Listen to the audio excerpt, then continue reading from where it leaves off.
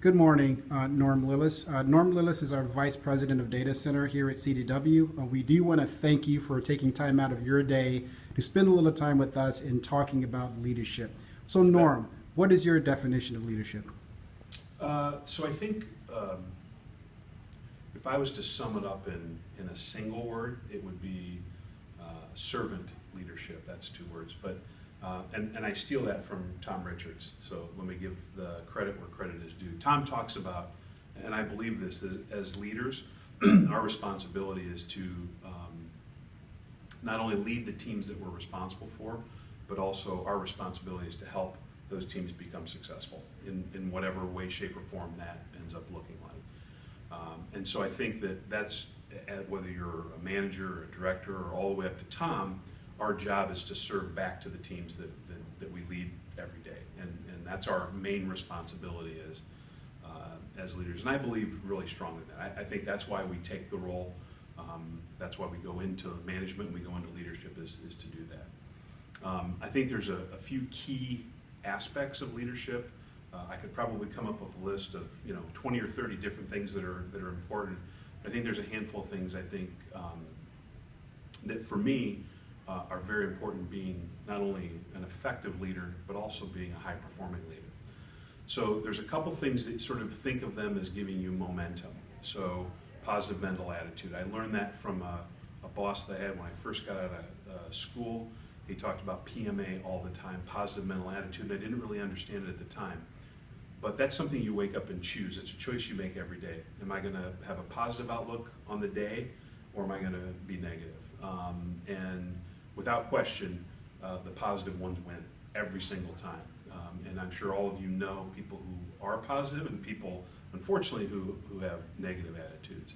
The other one is you have to have some sort of a drive, internal motivation to kind of get you going. So you can have a positive attitude, but then you need some sort of fuel to really get you going every day, every week, every month, every quarter, every year, and so on and so forth. And so I think having that internal drive that motivates you to get up and do what you want to do and be successful, because it is really easy just to go through the motions, bring in a paycheck, provide for yourself or your family, and kind of come and punch the clock and leave.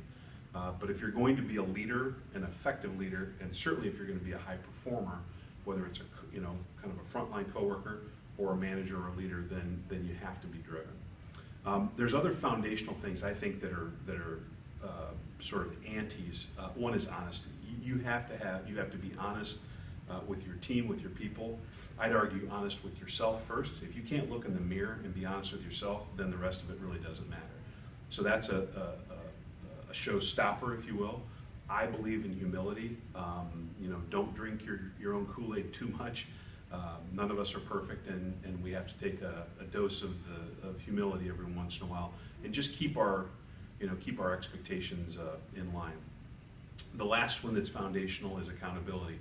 Not only do we have to hold ourselves accountable in the work that we do every day, but we also have to hold our teams accountable. We have to hold our managers accountable, or our directors accountable, or our coworkers accountable. Because in the end, if as leaders we're not holding people accountable, it's real easy for folks to just kind of either go through the motions, do the minimal amount of work, or not work at all. And so that's a really important part of leadership, but also servant leadership. You're doing a disservice to a coworker or to a manager if you're not holding them accountable.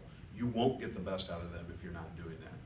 And then I think the last one is perseverance when bad things happen, when tough times come, when there are problems. How do we stick with it? How do we deal with those situations and make it through? And that's hard. I do believe that there's always this is a little cliche, but there's a silver lining in every dark cloud. There is. It's really hard to find sometimes, so you have to look harder than others, but that's sort of that persevering, working through the issue, because at the other end, it will get lighter, the sun will come out, and you move on. So those are just a few things that I think I kind of try to work on every day in my own leadership style and with the leaders that I have on my team. As I said before, there's probably 20 or 30 other ones that any of you could pick. And I think that if you're not getting those things met, so your needs are not being met, it's really difficult in some cases to do those sorts of things. It's hard to have a positive mental attitude every day if you have needs that aren't getting met. It's really difficult to wake up every day and have a positive attitude. So that's where I think it's really important to make sure you're identifying what those needs are. Are they being fulfilled? And if so, great. If not, then what are the things that you can do about that to try to meet those needs? So I appreciate, Max, thank you. Appreciate the opportunity to talk to all of you. This is not a professional video, so you know, take that into account, please. Max said he probably won't edit it. So, but anyway, if any of you have questions or you want to have further conversation, more than happy to go ahead and do that. Thank you. All right, well, thank you very much from the AHNBR Business Resource Group, as well as all business resource groups and all coworkers here at CDW. Norm, we want to thank you very much for your time, and we all wish you a wonderful and happy day. Thank you very much. Bye-bye.